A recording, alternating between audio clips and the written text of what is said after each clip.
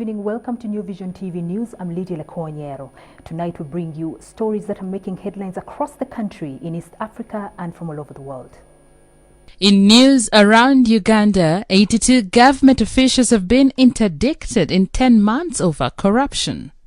Thousands have been left homeless after fire gutted an island in Buvuma.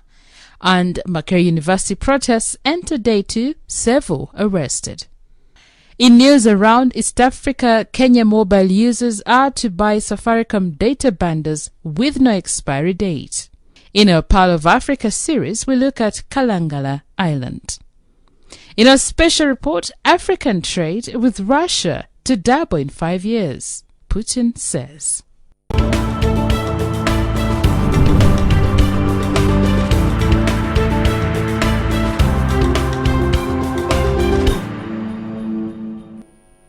You're watching New Vision TV News, and we'll jump right in. The State House Anti-Corruption Unit today gave an account of its 10-month tenure, saying so far 82 government officials have been interdicted over corruption-related offences. At the media center today, government spokesperson Ofono Pondo gave an insight on what has been achieved so far by the unit. We have more on this story. In addition to 11 private individuals who were allegedly conniving with public officials, have also been charged in the courts with corruption-related offences. The offences range from abuse of office, causing financial loss, conspiracy to defraud, corruption, diversion of public funds, embezzlement and impersonation.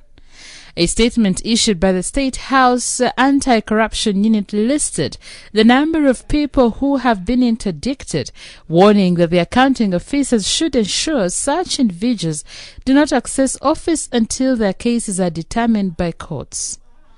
The officials are from Bank of Uganda, Post Bank, Ministry of Lands, Uganda Revenue Authority, Directorate of Public Prosecutions, Uganda Human Rights Commission, Equal Opportunities Commission, National Gaming and Lotteries Board, among others. In December last year, President Yoweri Museveni appointed Lieutenant Colonel Edith Nakalema as the head of the State House Anti-Corruption Unit. Speaking to journalists today at the Uganda Media Center, the government spokesperson Ofono Pondo revealed some of the cases the State House Anti-Corruption Unit has handled since its inception. So far, 93 people, public officials, have been charged in courts of law, and in accordance with the Constitution and the Penal Code. If you're a public official and you're charged with a criminal offense relating to corruption and so on, we expect you to be interdicted. And accordingly, 82 public officials have been interdicted.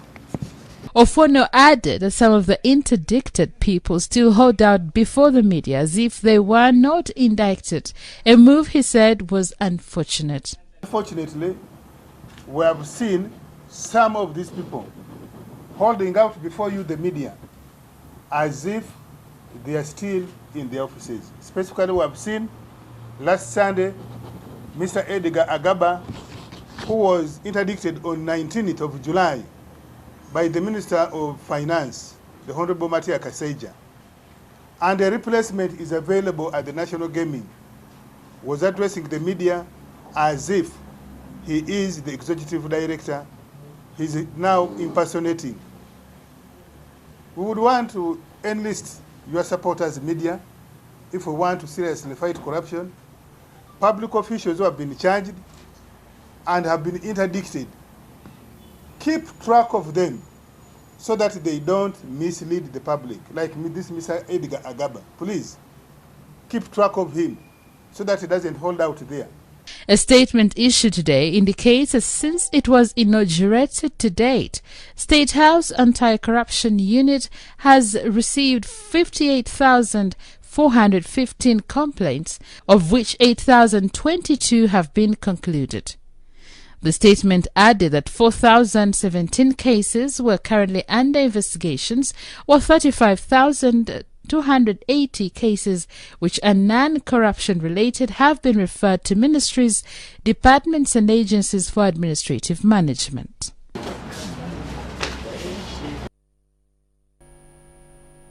Now, a strike over tuition fees increment at Meharry University entered day 2, with students protesting against a 15% increment. Halls such as Mary Stuart have been on lockdown as students take part in running battles with Uganda police officers.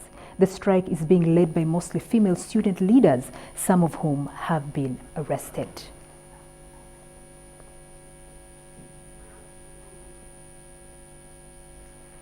In Buvuma district, property worth billions of shillings has been consumed in a fire at Rivera Island in Liabana sub-county. Godfrey Luigi, the Sezibwa Region Marine Police Commander, who has been at the scene of the fire, said over 1,000 people have been left homeless. Also lost in the fire are 110 engines, 60,000 fishing nets, 55 boats and 30 shops. The fire is suspected to have started from a petrol store that had over 5,000 litres of petrol. Robert Megade Ndugwa, the Buvuma District Member of Parliament, said thankfully no lives were lost in the tragedy. He called upon the Ministry of Disaster Preparedness through the Office of the Prime Minister, the Red Cross and all well-wishers to come to the rescue of his constituents.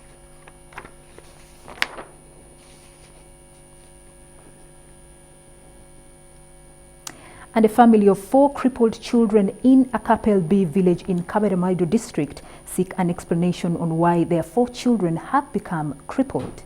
The children's mother, Rose Ayuru, says they were born without any defects. However, at the age of 7 and 8, they became crippled. Ayuru says one of the children passed away and the rest have failed to go to school due to lack of enough money to buy them wheelchairs. She says doctors have also failed to explain the children's predicament.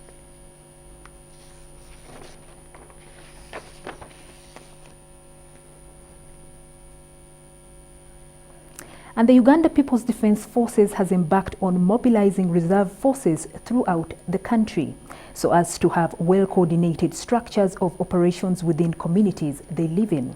Lieutenant General Charles Otemawany, the commander of the reserve forces, made the revelation while addressing security stakeholders from the 3 sub-regions of Acholi, West Nile and Lao on Monday. This was at the launch of the mobilization and documentation exercise of the reserve forces in Gulu municipality. Lieutenant General Otemawany noted that the structure of operation for the veterans, local defense units and other auxiliary forces such as crime preventers, Arrow Boys and Amoka Boys was lacking. Speaking at the same event, the director of the National Leadership Institute in Chankwanzi, Brigadier General Stephen Kasura, warned resident district commissioners about taking on minor operations such as carrying out arrests. He also called upon the internal security organization to find a solution to its bureaucracy and work with other security forces in curbing the current high rate of crime in the country. The UPDF is comprised of 3 arms: the Land Forces commanded by Lieutenant General Peter Elwelu, the Air Force commanded by Lieutenant General Charles Lutaya, and the Reserve Force commanded by Otema Awany. All of you are supporters of Liverpool. But you should not now want to take over each other's role. My problem with ISO is that they want to formalize security. They want to make it as if it is what do they call it? As if security is a bureaucracy. To formalize bureaucracy. And the Bishop of Fort Portal Catholic Diocese in Kabarole District, the Right Reverend Robert Muhirwa, has asked the government to show more commitment towards reducing alcohol consumption and drug abuse in the country. He has also called for the protection of children from misleading adverts which he said entice them to consume alcohol.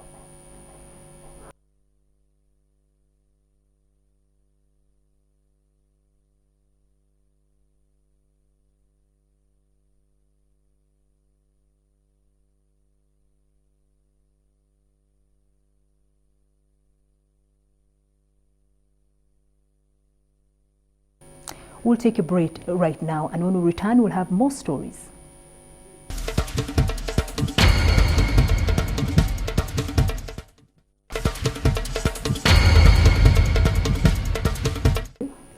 Okay, now the Otore woman, The Otore District Woman Member of Parliament Sylvia Akelo wants the Disaster Preparedness Minister and the Office of the Prime Minister to come to the aid of people affected by floods in Otore District. Akelo said more than 150 households in 3 sub-counties have been affected by the heavy rains.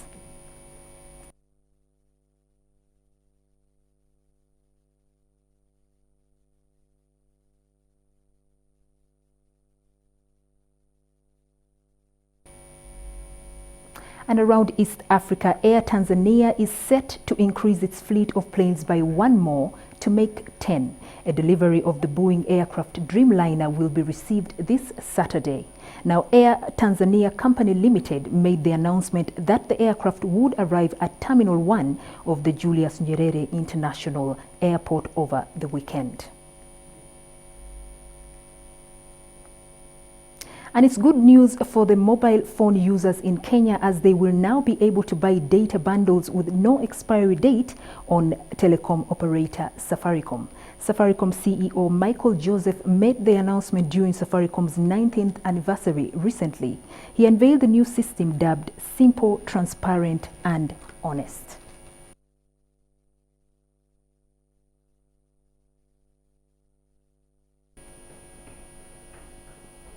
And I'll have In Business with Lynn Komugisha.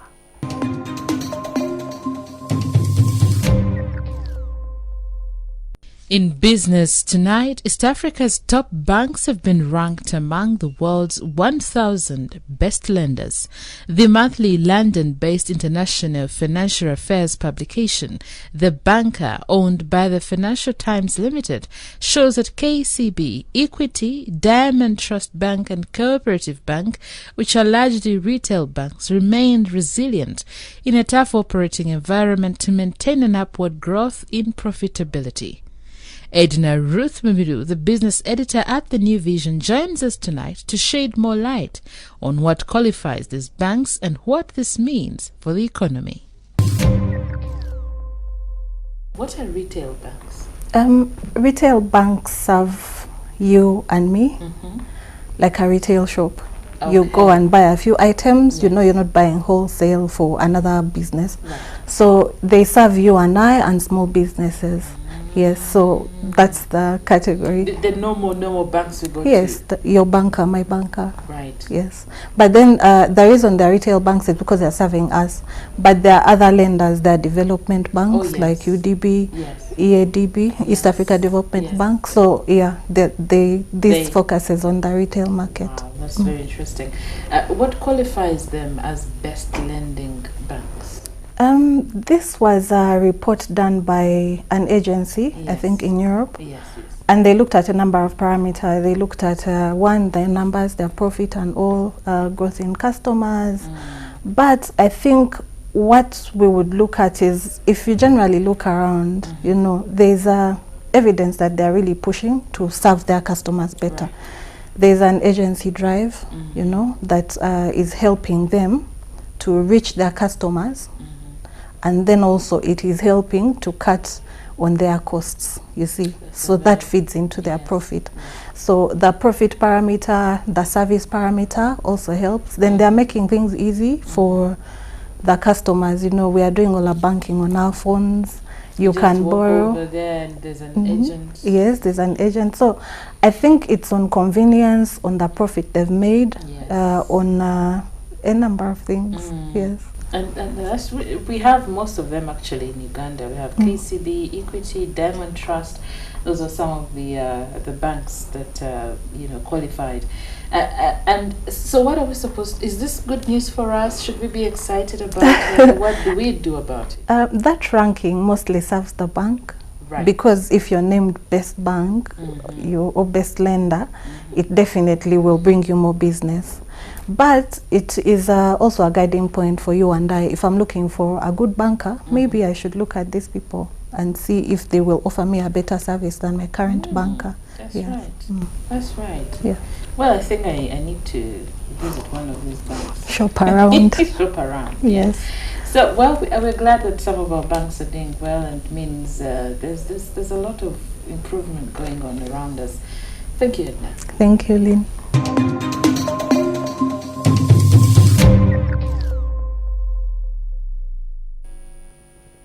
And in our Pearl of Africa series, we are taking you on an adventure to Kalangala district.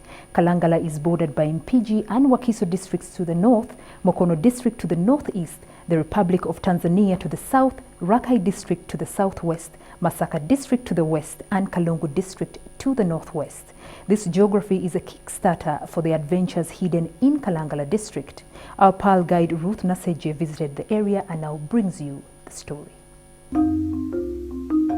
Kalangala district can be described as the Madagascar of Uganda. Reason, it is surrounded by Lake Victoria water. Getting here is through a ferry or a traditional canoe. A semi-developed district is how I would describe Kalangala, but it is rich in tourism. Sailing to Kalangala is an experience no one should rob you of. This is an experience of its own. Getting to its shores is amazing since it is surrounded with cottages and lodges.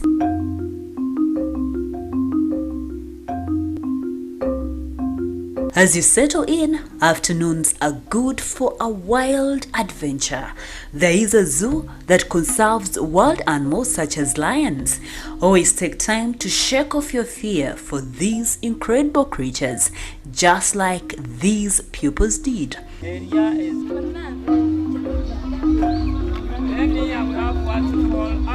Since it is a Thursday, let me throw back to when I landed on Kalangala's soil. The memories were stored in these pictures. I took quite many, but the most memorable place is the shores and the water. More adventures are hidden on this island. All you have to do is to get yourself here. Now for more Pearl of Africa stories, visit our website, which is newvision.co.ug/Pearl of Africa. A newspaper, the Sunday Vision, is also another home of adventures, so grab your copy every Sunday for Pearl of Africa stories. I am Ruth Naseje. A beautiful scenery there, and in a special report, Russian President Vladimir Putin has vowed to double Russia's trade with Africa in the next 5 years. Putin was today speaking at the opening ceremony of the Russia-Africa Summit in Sochi, a city near the Black Sea.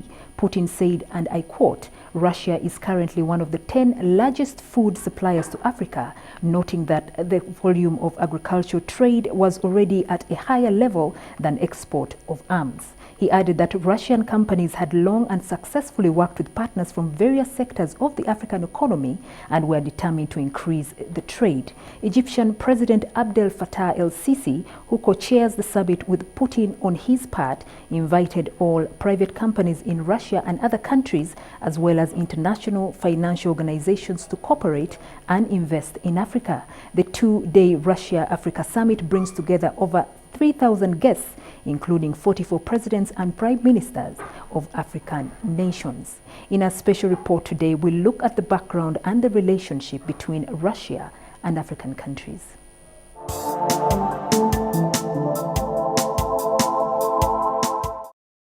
Russia was never a colonial power in Africa, but it has long history of ties with the continent, a point being emphasized at the first Russia-Africa Summit in Sochi that President Vladimir Putin is hosting for African leaders from Wednesday to Thursday. Instead, Moscow was a crucial player on the continent in the Soviet era, backing independence movements and training a generation of African leaders. Зарекомендовала себя работа созданного под эгидой Торгово-промышленной палаты России. In fact, the single tool that has shaped post-independence Africa most is the Russian-made Kalashnikov assault rifle. But ties with Africa declined with the collapse of the Soviet Union in 1991, and in recent years, China has emerged as a top foreign power on the continent, forcing Russia to play catch-up. In this special report today, we'll look at the background and the relationship between Russia and the African countries. Fulfilling promising oil and gas projects in Africa, Russia is exploring diamond deposits. Yandex is present in a number of African markets. It helps African countries address issues related to information security and the development of digital economy. Rosatom is willing to present our African partners the possibility of setting up a nuclear industry on a turnkey basis, as it were, the construction of research centers. During these sessions, you'll have a chance to talk about concrete avenues of cooperation to reach agreements on mutually beneficial joint projects. I'm confident that the work of the forum is going to give a fillip to further development of the whole range of Russian trade and economic ties with African continents. And I'd like to wish the participants of the forum success and all the best. I'd like to thank you for finding an opportunity to come here to Russia. Thank you.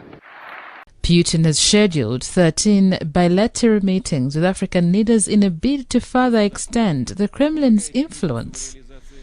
In 2018, trade between Russia and Africa amounted to $20 billion, less than half that of France with the continent and 10 times less than that of China. And in terms of arms sales, Russia leads the pack in Africa. To reverse the trend, Putin has promised cooperation without political or other interference. The strongest bond between Russia and the African continent was forged in the field of education. The People's Friendship University of Russia in Moscow trained more young people from Africa than any other high-level institution outside Africa. Even today, over 20,000 African students are enrolled here, though its international influence has decreased in the post-Soviet era.